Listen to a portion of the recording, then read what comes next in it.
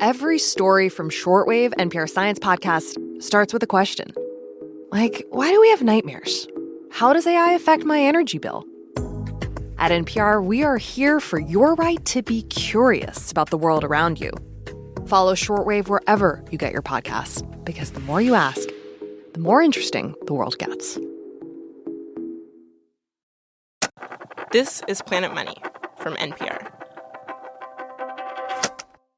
There's been a lot of disagreement in Congress and in the country about how the U.S. has and whether the U.S. should continue to financially support the wars in Ukraine and Gaza. And the objections to these two wars, for people who have them, are different. For Ukraine, some taxpayers don't think the U.S. should be giving any money to fight off Russia's invasion.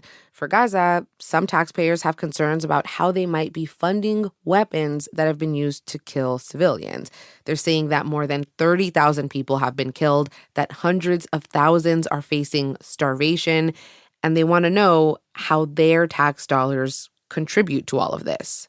And in general, they are questioning how the U.S. spends taxpayer money on foreign military operations and war.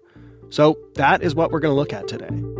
Hello and welcome to Planet Money. I'm Sierra Gonzalez. And I'm Alexi Horowitz-Ghazi. Today on the show, we attempt to figure out the average U.S. taxpayer's role in funding these wars. Now, obviously, these wars are about much, much more than the money that is going to them. Yeah, these wars are much bigger than any accounting we could do. We know that. But in attempting to do this math, you do get this window into the role of our tax dollars on foreign assistance, how the U.S. sells weapons to other countries, and how we all contribute in ways we might not expect.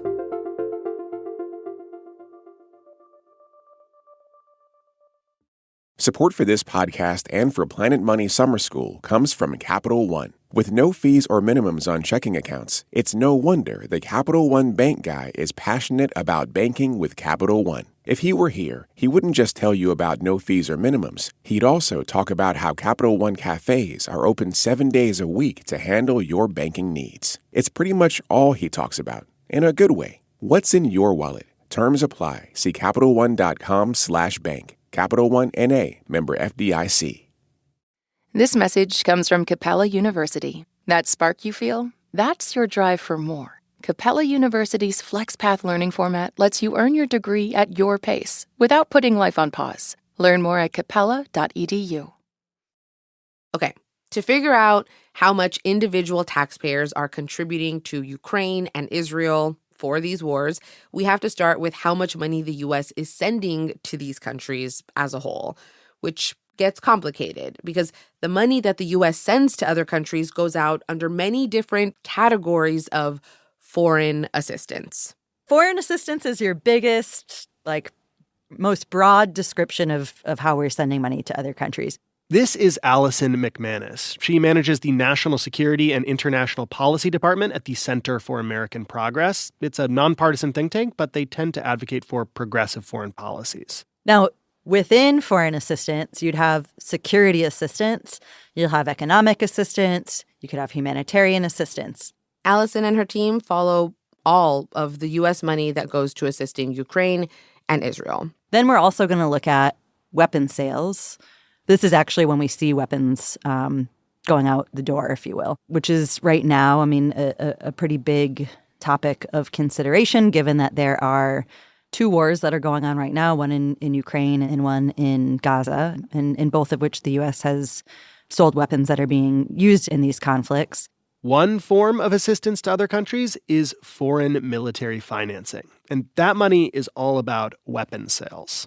So foreign military financing means money for buying U.S. weapons, and that's it. U.S. money for buying U.S. weapons. That's right. Some of it can be used for training programs. You could use it for fuel. It doesn't have to be a weapon, but it's U.S. money for U.S. weapons, defense articles, defense services. Yeah, countries who get U.S. foreign military financing most of the time use that money to buy U.S.-made weapons. So weapons from Boeing or Lockheed Martin or, any other American defense manufacturer. The U.S. doesn't tend to give another country U.S. taxpayer money for them to then go out and buy French military weapons, though they do make exceptions. Israel does have an official agreement with the U.S. that allows them to buy some weapons made in Israel, too. Now, whenever there's going to be a sale of U.S. weapons to any country, the Department of Defense and the State Department notify Congress. And if the potential weapon sale is over a certain amount of money, Congress gets a few days to review the sale, raise any concerns. Otherwise, it goes forward. And Allison tracks all of those weapon sales notices, too, because she is piecing together all of the different ways that U.S. money and U.S. weapons are going to, in this case, Ukraine and Israel. So we're going to go with their math and how they are looking at all of this. Allison says we know how much money Ukraine and Israel have received in all since these wars started. A little bit of background. Israel has gotten money from the U.S. every year for decades, regardless of whether there's a war. Basically, since Israel's founding in the 1940s, the U.S. has given Israel a couple $100 billion in military aid in all, because the U.S. has determined that Israel is a strategic partner in the Middle East and that it is in the United States' interest to invest in Israel's defense. Right now, the agreement is that Israel gets a set amount of money from the U.S. each year. So, yeah, there is a 10-year memorandum of understanding between Israel and the United States that says Israel is going to get $3.3 billion in foreign military financing every year. $3.3 billion for weapons. Plus another $500 million for a very specific program, which is missile defense, called the Iron Dome. This is what Israel uses to defend against rockets that might be shot into Israeli territory. In all, Israel is getting $38 billion from the U.S. over 10 years. So since the Israel-Hamas war started, the U.S. has given Israel about $3.8 billion. That is 1 year's worth of aid. It makes up less than 0.1% of the total U.S. federal budget. Since the war in Ukraine started, the U.S. has given Ukraine $115 billion. That is 2 years' worth of aid. So let's just say about $60 billion a year, which is about 1% of the federal budget for each year. So Ukraine has gotten significantly more money recently. And Allison says more than half of that money was for weapons and defense and training. But a lot of the money also went to economic assistance to Ukraine and some humanitarian assistance. And now, just to put these figures into context, Allison says $115 billion, which is what went to Ukraine over 2 years, is about what the federal government has spent on highways over the same period. $3.8 billion, which is what went to Israel in a year, is more than the U.S. spends on veteran homelessness prevention. But for Allison, really any comparison feels inappropriate. I think when it comes to procurement of deadly weapons, there is significance there beyond the dollar amount. Sending bombs and fighter jets to foreign countries to be used ostensibly in conflict, I mean, that's really weighty and really somber. Yeah, how do you compare deadly weapons or life-saving humanitarian aid to anything? But, now that we have a sense of the whole numbers that have gone to these two countries, we can figure out the per-person price tag of what the U.S. is sending these two countries. We just need to know how many taxpayers there are in the U.S. Except, surprisingly, we don't really know exactly how many taxpayers there are. We know how many individual tax returns are filed, but some married people file jointly, so that would give us the wrong number. The best the Center for American Progress can think to do is to use the number of adults in the U.S., potential theoretical taxpayers. They estimate there are 268 million adults in the U.S., so you just do some admittedly basic, oversimplified math. Just divide the total amount of money given to Ukraine or the total amount of money given to Israel by 268 million adults. But wait, because it's actually more complicated than that. You have to remember that corporations are also paying taxes. Yes. Oversimplifying problem number one, the U.S. doesn't get all of its revenue from our individual income taxes. So if we did the math that way, it would be an overestimate because there's also the corporate taxes part of this, right? The Center for American Progress says individual income taxes make up around 77% of the tax money the government takes in that it can actually spend however it wants. So we're not including taxes that the government has to use on Medicare and Social Security.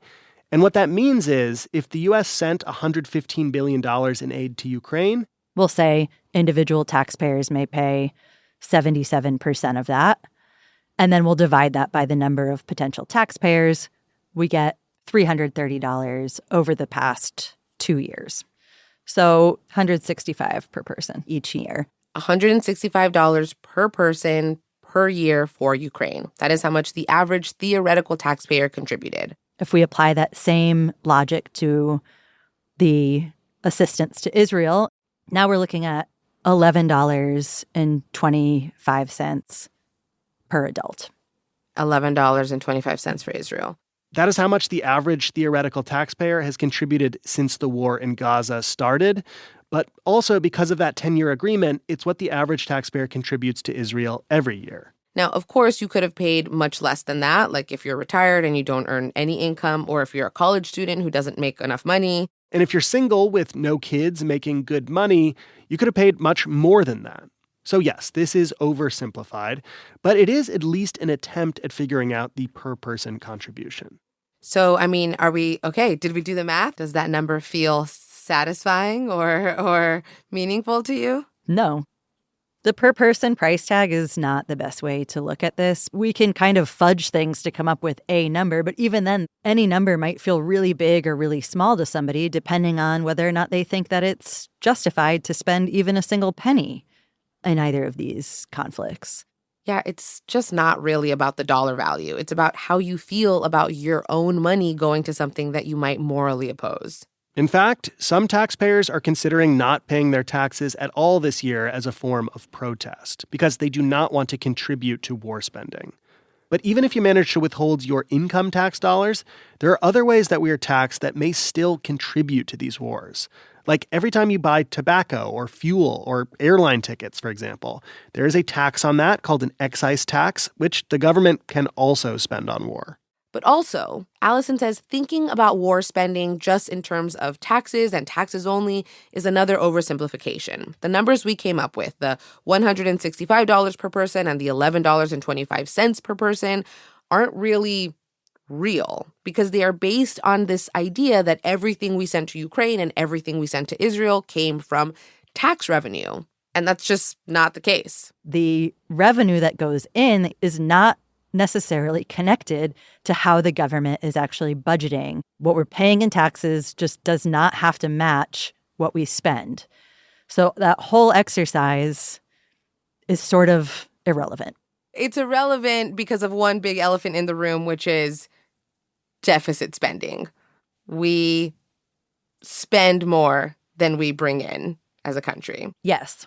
Oversimplifying problem number 2, we don't just spend the taxes we raise, we also spend money we don't have. We deficit spend.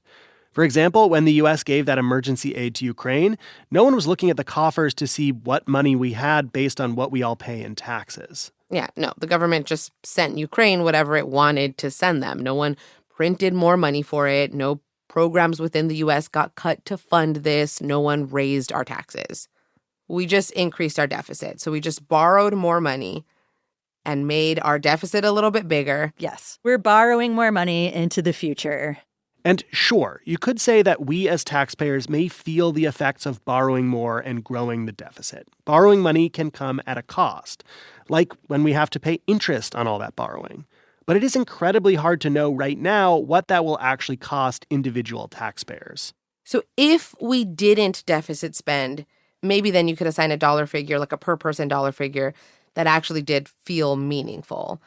But deficit spending just like messes up the whole concept. Exactly. Of this exercise. Exactly. If this were money in equals money out, that's an equation that we could work with. But money in does not equal money out. For Allison, deficit spending, corporate taxes, excise taxes, they all really complicate this per-person calculation. That's a really difficult, if not impossible, calculation to make. It's something that we've thought quite a bit about and recognize that there's just no good way to break it down. And it is especially difficult to break it down when you factor in the way that the U.S. sells weapons to other countries and how the money for weapons is even used. That's after the break.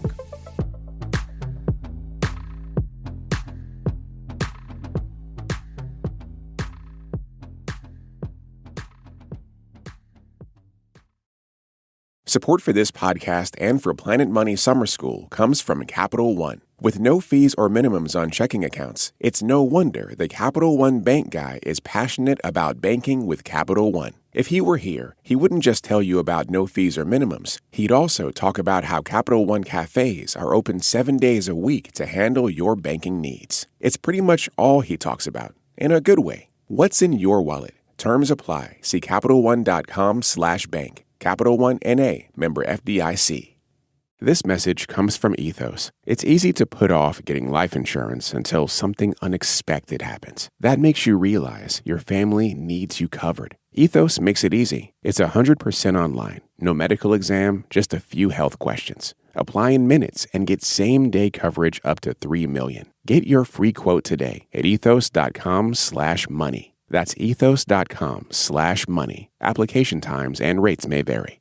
Support for this podcast and the following message come from Vanguard. Every day, shareholders meet to discuss important matters about the companies you invest in. Now you can make your voice heard too. Vanguard Investor Choice makes it easy to set your proxy voting preference for your eligible Vanguard index funds. Visit Vanguard.com/investorchoice to learn more. Vanguard investors own shares of their index funds, and those funds own shares of the companies they invest in. Vanguard Marketing Corporation, distributor.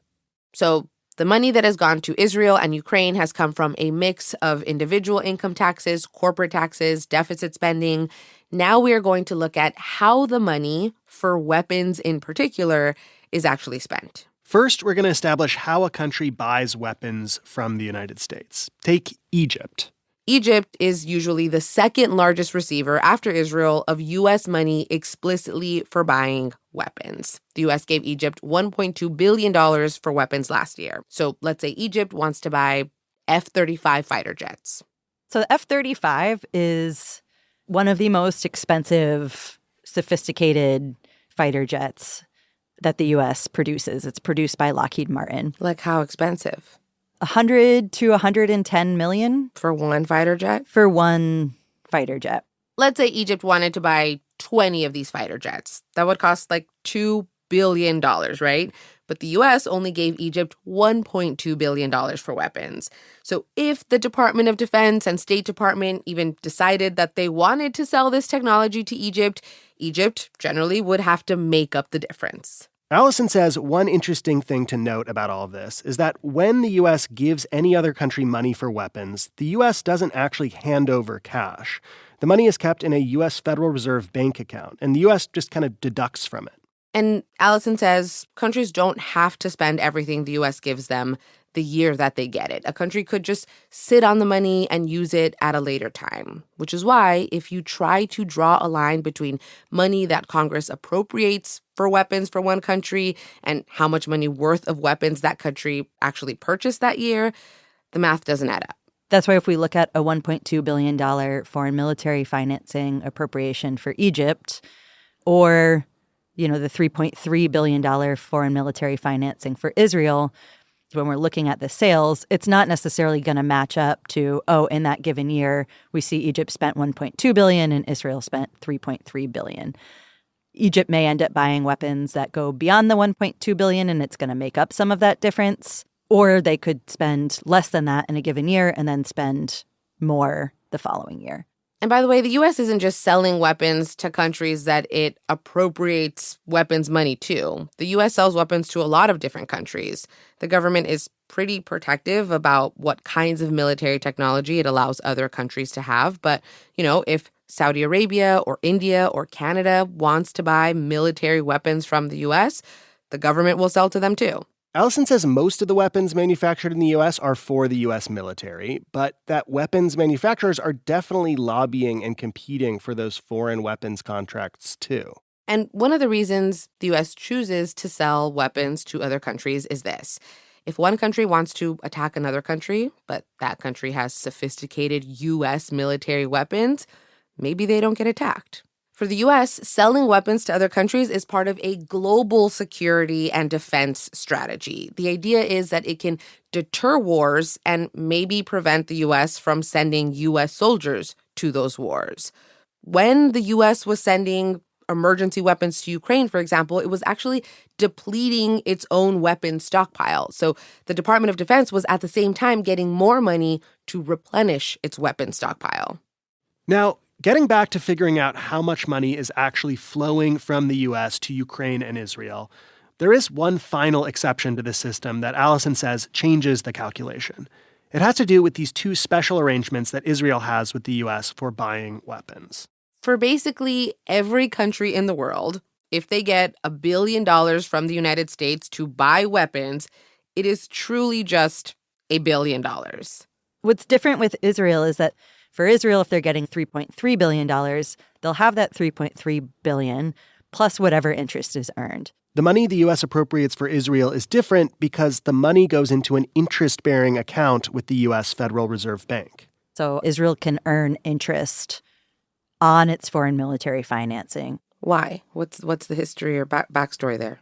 That has to do with the unique and exceptional relationship that the U.S. has had with Israel and the United States' investment in Israeli defense in ways that we just don't have with any other country. Actually, Egypt can also earn interest on the money the U.S. gives them for weapons. And both of these countries basically have this deal because the amount of money the U.S. gives them is so large that the U.S. government thinks it just makes sense for them to be able to get interest on it. The interest helps grow the money. What kind of interest are we talking about with a $3.3 billion bank account? We don't know. We don't know how much remains in that bank account, and we don't know what the interest agreements are. So the point there is just like 3.3 billion is not actually 3.3 billion. 3.3 billion may not actually be and is highly unlikely to actually be in any given year 3.3 billion. Mm-hmm. Mm-hmm. The other special thing Israel can do is it can borrow into the future, meaning Israel could say, okay, we only get $3.3 billion plus interest every year for weapons, but we want to buy, $6 billion worth of weapons. They can just pay the U.S. later, put it on a tab. The country of Jordan actually can also borrow into the future and put weapons on a tab. And Egypt used to be able to do this as well, but President Obama got rid of that. And here's how you can think about borrowing into the future. Basically, every country who wants to buy weapons from the United States is using, like, a debit card. They need to have all of the money up front. Israel and Jordan have, like, a credit card for weapons. They basically promise to pay a weapons manufacturer, and if they don't pay, it's on the U.S. government. This borrowing into the future thing is called cash flow financing. And as part of this cash flow financing deal, Israel can also defer payments for some weapons, specifically those expensive F-35 fighter jets. In this case, there's a consortium of banks led by Citibank that will step in. They say, okay, we'll pay Lockheed Martin. Citibank pays them up front, and then the U.S. government will pay Citibank back with the funds that it set aside for Israel's foreign military financing based on the schedule that the U.S. has negotiated and agreed upon with the Israelis. And the reason why this deal exists is because the banks know that the U.S. government has this memorandum of understanding where we're going to give them $3.3 billion every year on the dot and can give them more if we want to. Exactly. I mean, the banks will get, they have a guarantee that they're going to be paid back. We should say Citibank is a sponsor of NPR. For Allison, the point of making all these distinctions is this.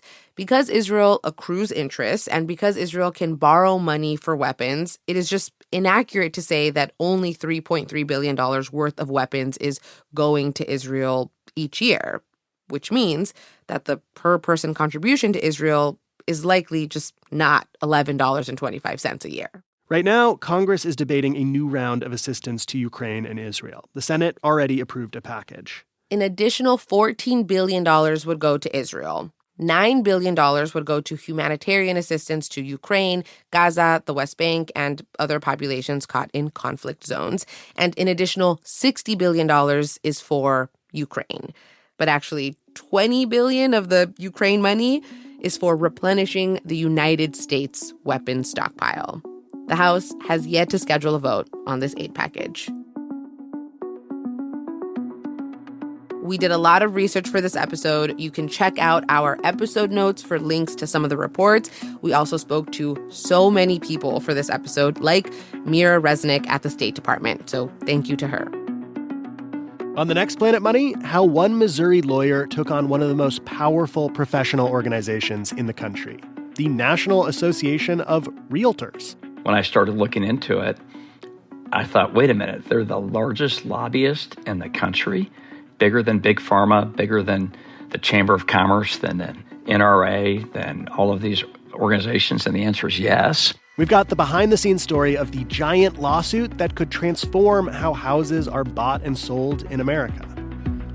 Today's episode was produced by Sam Yellowhorse Kesler with help from Emma Peasley and James Sneed. It was edited by Jess Jiang and fact-checked by Sierra Juarez. It was engineered by Robert Rodriguez with an assist from Josh Newell. Alex Goldmark is our executive producer. Special thanks to Daniel Estrin, Mark Katkoff, Rund Abdel Fattah, and Uri Berliner. Thanks also to Hila Watkins, Mohamed Melach, Rima Kreis, and Leila Dos. I'm Sarah Gonzalez. And I'm Alexi Horowitz-Ghazi. This is NPR. Thanks for listening.